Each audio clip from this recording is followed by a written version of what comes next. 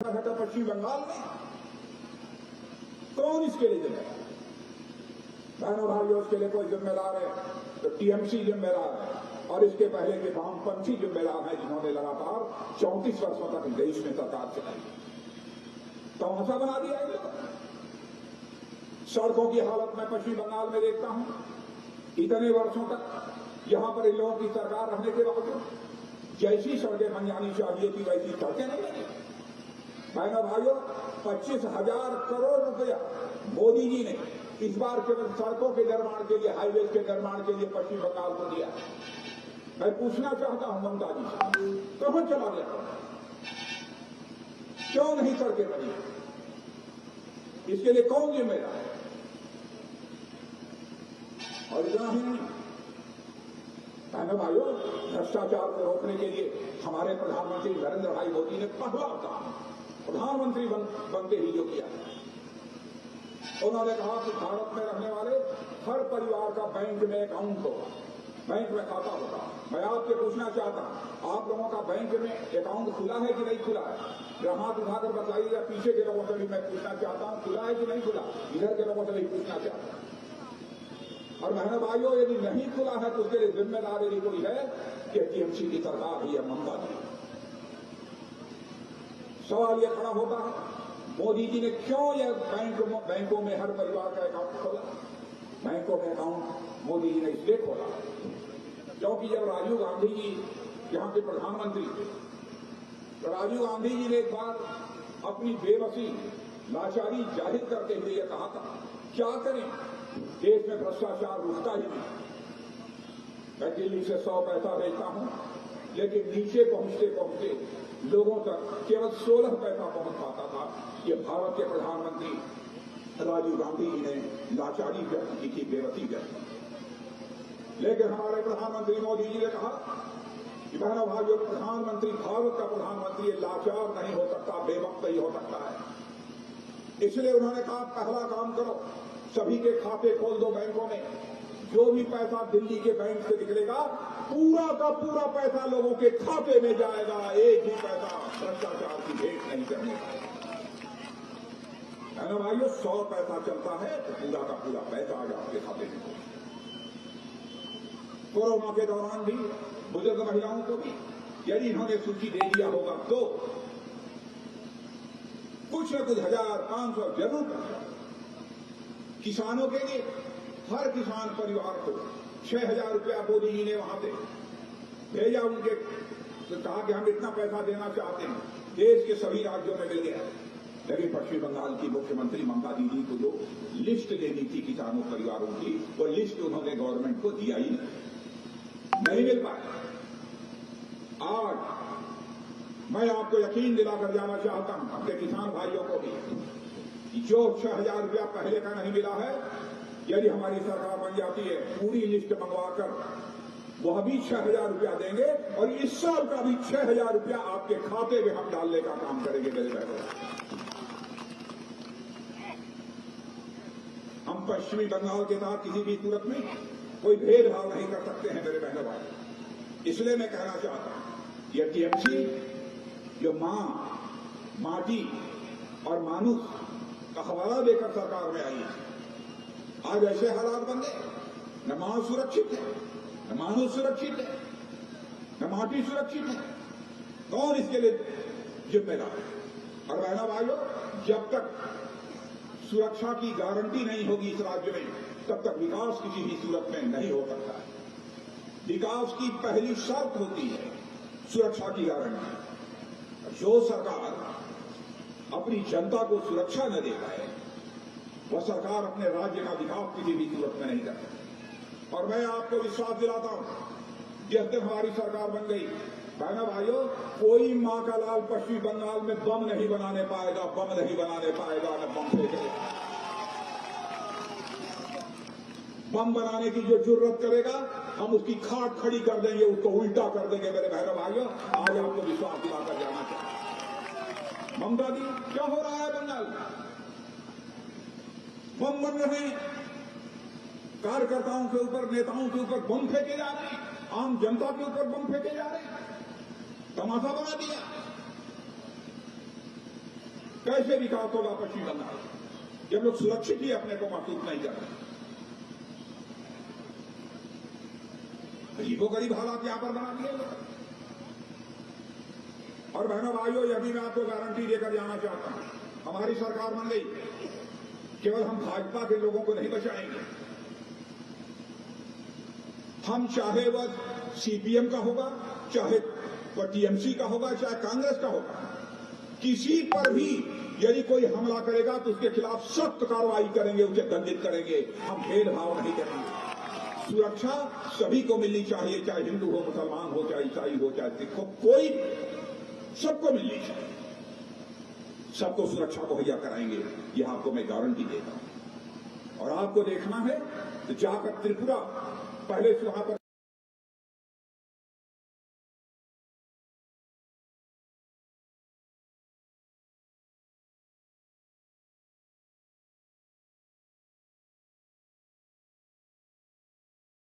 CPM की सरकार रही है, वामपंथियों की। बहनों भाइयों, क्या हालत थे 25 वर्षों तक त्रिपुरा के? हिंसा का दौर चल रहा था, लेकिन हमारी सरकार बन गई है, हिंसा अब त्रिपुरा से समाप्त हो गई है। वैसे ही जिस दिन हमारी सरकार बन जाएगी, बंगाल से भी हिंसा समाप्त हो जाएगी और विकास का नया दौर प्रारंभ हो जाएगा, नया सवेरा विकास का नया। बहनों भाइयों, बराबर सीपीएम, टीएमसी, इन्होंने अपनी पॉलिटिक्स को पीपुल के ऊपर रखा, अपनी राजनीति को लोगों से ऊपर रखा। अरे जब लोग रहेंगे तब राजनीति होगी, राजनीति पहले और बंगाल के रहने वाले लोग बाद में, यह नहीं चलने पाए। गरीबों, आदिवासी भाई, ट्राइबल, मैं जानता हूं यहां पर भी ट्राइबल्स, हमारे बहुत सारे भाई बहन हैं। बहन भाइयों, ट्राइबल्स के लिए हमारे प्रधानमंत्री ने इतनी स्कीम बनाई है, इतनी योजनाएं बनाई हैं, लेकिन यहां के मुख्यमंत्री उसे लागू नहीं करते। बंधन योजना, यानी वन की उपज भी यदि हमारा आदिवासी भाई बेचेगा तो उसके लिए भी सपोर्ट प्राइस तय की है हमारे प्रधानमंत्री। लेकिन यहां की सरकार समझ में नहीं आता क्या कर रही है। लेकिन जितनी भी आदिवासी भाइयों से संबंधित भी हमारी योजनाएं हैं, सारी योजनाओं को हम पश्चिम बंगाल में लागू करेंगे। मैं आपको यकीन दिलाकर जाना चाहता हूं। बहनों भाइयों, आपको आश्चर्य होगा, प्रधानमंत्री आवास योजना, यानी हमारे प्रधानमंत्री का यह संकल्प है कि हम 2022 तक भारत में एक भी परिवार नहीं बचेगा जिस परिवार के पास अपना सिर ढकने के लिए पक्का मकान न हो, एक परिवार भी नहीं बचेगा। मैं पूछना चाहता हूं, जिन लोगों के लिए पैसा भेजा गया है उन लोगों को भी यहां की सरकार ने पैसा नहीं मुहैया किया। सरकार बन गई, अब 2022 की गारंटी नहीं दे सकता हूं, 1 साल 1.5 साल लग सकते हैं। लेकिन बहनों भाइयों, जिस गरीब के पास अपना सिर ढकने के लिए, रहने के लिए पक्का मकान नहीं है, प्रधानमंत्री आवास योजना के अंतर्गत उसे पक्का मकान मुहैया कराया जाए। टॉयलेट, शौचालय, क्या कभी किसी ने सोचा क्या ऐसा भी प्रधानमंत्री आएगा जो कि घर घर में शौचालय बनवाएगा? कांग्रेस के लोग कहते हैं, हमारे राहुल जी कहते हैं, शौचालय बनाने से क्या होगा? क्या गरीब माताओं बहनों की इज्जत नहीं है? क्या सरकार की जिम्मेदारी नहीं बनती है गरीब माताओं बहनों की इज्जत और अजमत की चिंता करना? और ये पूरा स्वास्थ्य से संबंधित परिदृश्य, हेल्थ सिनेरियो, शौचालय बनने से भारत का कितना बदला है आपको अंदाज नहीं।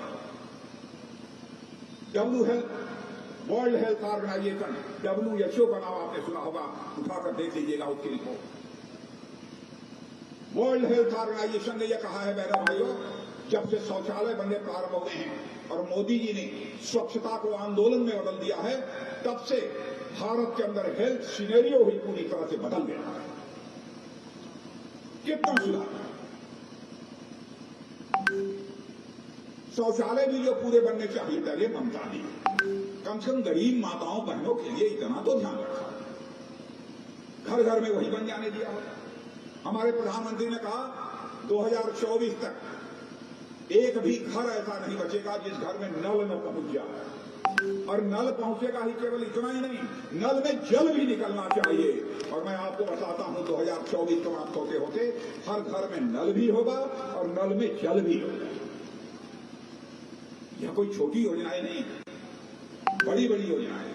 मैं ममता दीदी को सुझाव देना चाहता हूं, ममता दीदी राजनीति करिए, लेकिन राजनीति केवल सरकार बनाने के लिए नहीं की जानी चाहिए।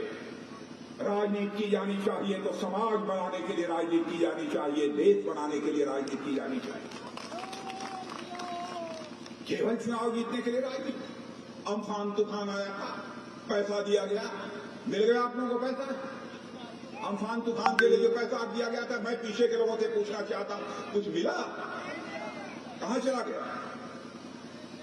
पुलिस स्टेट बनाकर रखा है इस पश्चिम बंगाल को। बहनों भाई, मैं कहना चाहता हूं ममता दीदी, लोकतंत्र में सरकार शासक बनकर नहीं चलाई जाती है। शासक बनकर सरकार मत चलाइए। सरकार चलानी है तो लोकतंत्र में सेवक बनकर सरकार चलाइए, शासक बनकर सरकार मत चलाइए। और ममता दी, सरकारें संविधान के अनुसार चलती हैं, सरकारें अहंकार से नहीं चलती। क्या कर दिया है पश्चिम बंगाल में? अजीबोगरीब हालात यहां पर पैदा हुए। देखना है तो जाकर देखिए, असम में हमारी सरकार है। पहले हिंसा का दौर था, हिंसा का दौर बहनों भाइयों हम लोगों ने रोका, जो उग्रवादी से समझौता कर लिए। आज वो चुनाव में हिस्सा ले रहे हैं, लेकिन यहां पर बम बना है। लेकिन आगे मैं बता देना चाहता हूं, या तो बम या तो हम।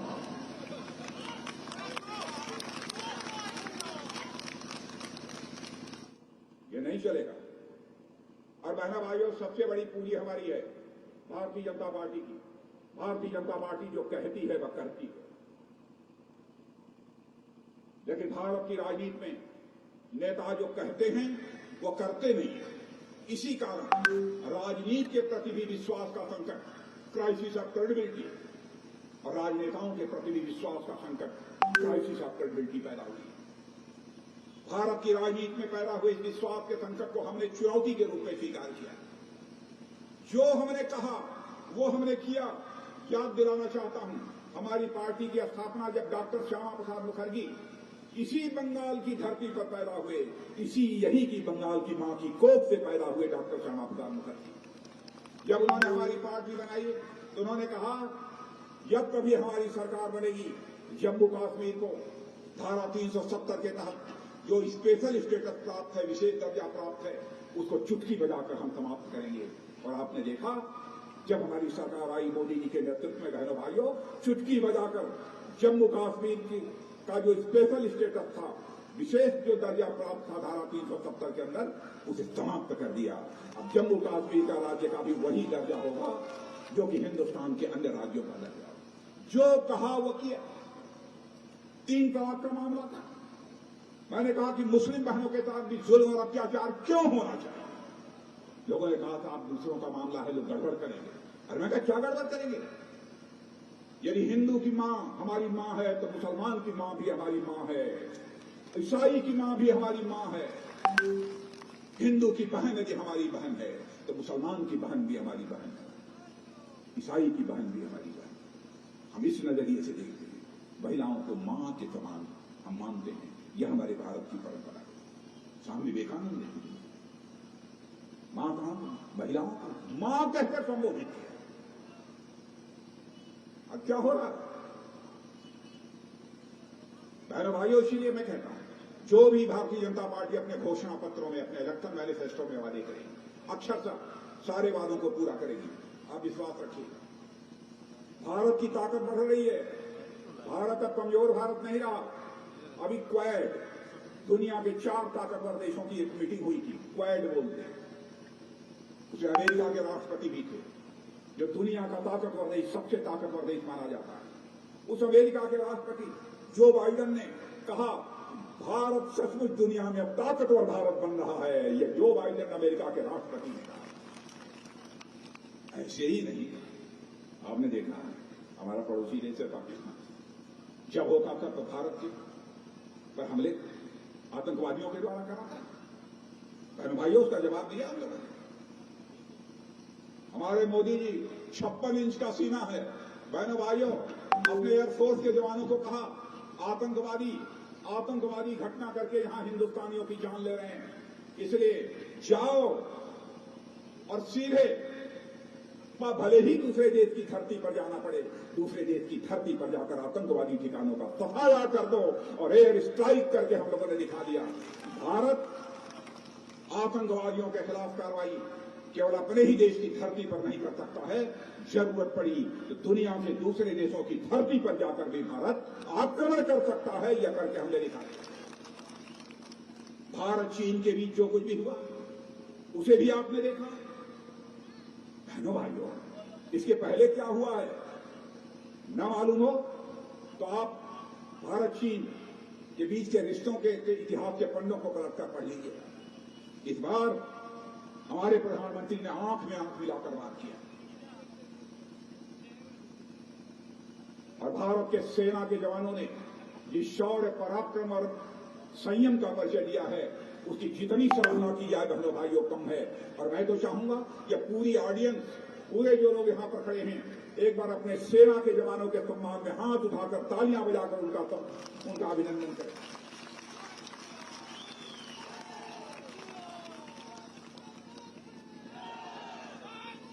बहनों भाइयों, हमारे सेना के जवानों ने भारतवासियों का मस्तक ऊंचा किया। सीमाओं की पवित्रता हम किसी भी सूरत में भंग नहीं होने देंगे। हम आपको यकीन दिलाना चाहते हैं, चाहे उसके लिए हमको जो भी करना पड़े। लेकिन ममता जी को कहूंगा, संघीय ढांचे में, फेडरल स्ट्रक्चर में कैसे सरकार चलाई जाती है आप अच्छी तरह जानती हैं। सरकार उसी तरीके से आपको चलानी चाहिए। और मैं आपको बताऊं, ध्यान से सुन लीजिए, यूपीए की जब सरकार थी तो 13th फाइनेंस कमीशन के द्वारा इन्हें 1,32,000 करोड़ मिला था पश्चिम बंगाल। 1,32,000 करोड़। नोट कर लीजिए, मेरी बात गलत हो तो मुझे टेलीफोन कर दीजिएगा। 13th फाइनेंस कमीशन यूपीए के सरकार में बंगाल के लिए 1,32,000 करोड़ दिया। लेकिन हम लोगों ने सरकार बनने के बाद इससे लगभग 4 गुना 4,48,000 करोड़ रुपया पश्चिम बंगाल को दिया है। मैं ममता जी से कहना चाहता हूं कि बंगाल की जनता आपसे इन पैसों का हिसाब चाहे। कहां चला गया? फिर भी हर बात पर मोदी जी को दोष देती है। कहती हैं हम बंगाल में फिर से सरकार बनाएंगे, उसके बाद मोदी जी को दिल्ली से हटाएंगे। आप हटाना चाहते हैं मोदी जी को? मैं आपसे पूछना चाहता हूं, आप सभी बहनों भाई, मोदी जी को दोष दे रहे हैं। बंगला में कहावत है, जो तो दोष नंदो घोष।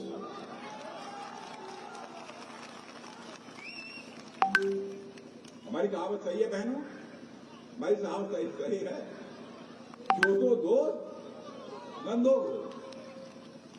मोदी जी को नंदो घोष बनाना चाहती, बताइए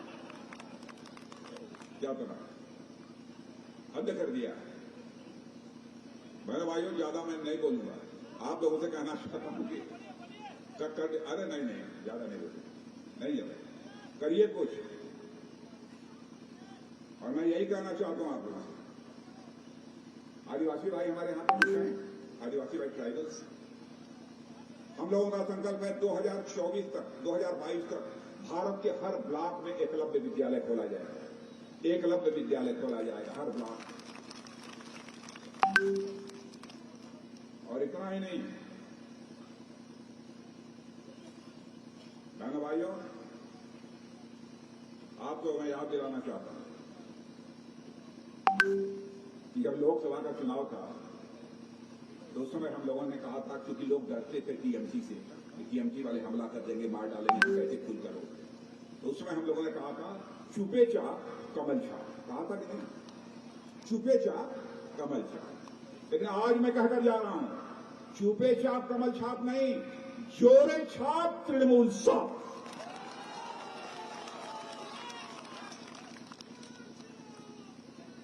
जोरे छाप तृणमूल साफ। और मैं दीदी को भी संदेश देकर जाना चाहता हूं, दीदी अब यहां से कटबनी का दौर समाप्त होगा, तोलाबाजी का दौर समाप्त होगा, तुष्टीकरण का दौर समाप्त होगा। कटमनी, तानाशाही, तोलाबाजी, तुष्टीकरण दीदी बंगाल में ना चलबे, ना चलबे। बहुत हो गया। अरे हद हो गई। एक त्रिलोचन महतो नाम का हमारा नौजवान, त्रिलोचन महतो को पेड़ से लटका दिया मार कर, और उसके ऊपर लिखा था बीजेपी के साथ जो काम करेगा उसका यही हश्र होगा जो त्रिलोचन महतो का होगा। 20 साल का जवान, वो भी किसी मां का लाड़का, उसको मार डाला और मार कर लटका दिया पेड़ के नीचे, और उसके शरीर पर लिख दिया जो भी बीजेपी का काम करेगा उसका भी हश्र यही होगा जो त्रिलोचन महतो का होगा। क्या ऐसी हुकूमत चलनी चाहिए देश में? बहनों भाइयों, आज दोनों हाथ फैलाकर आपसे अपील करने आया हूं, बंगाल को बचा लो मेरे बहनों भाइयों, बंगाल को बचा लो। अजीबोगरीब हालात कर दिए। इसलिए मैं आप सभी से अनुरोध करना चाहता हूं, और न्याय अन्याय और न्याय अन्याय, अब अन्याय नहीं चलेगा। ये बंगला में यही कहते हैं ना, क्या कहते हैं, यही है और कुछ है। अब इतनी बात पक्की कर मान लीजिए, 2 मई दीदी जाछे, 2 मई दीदी जाछे, आसोल परिवर्तन आछे।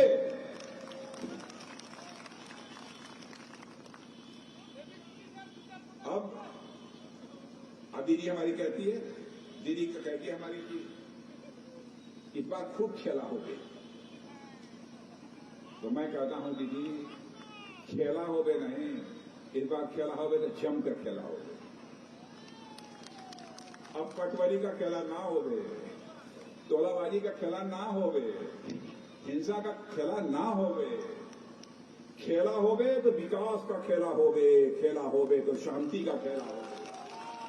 अब वो सब खेला ना हो गए दीदी।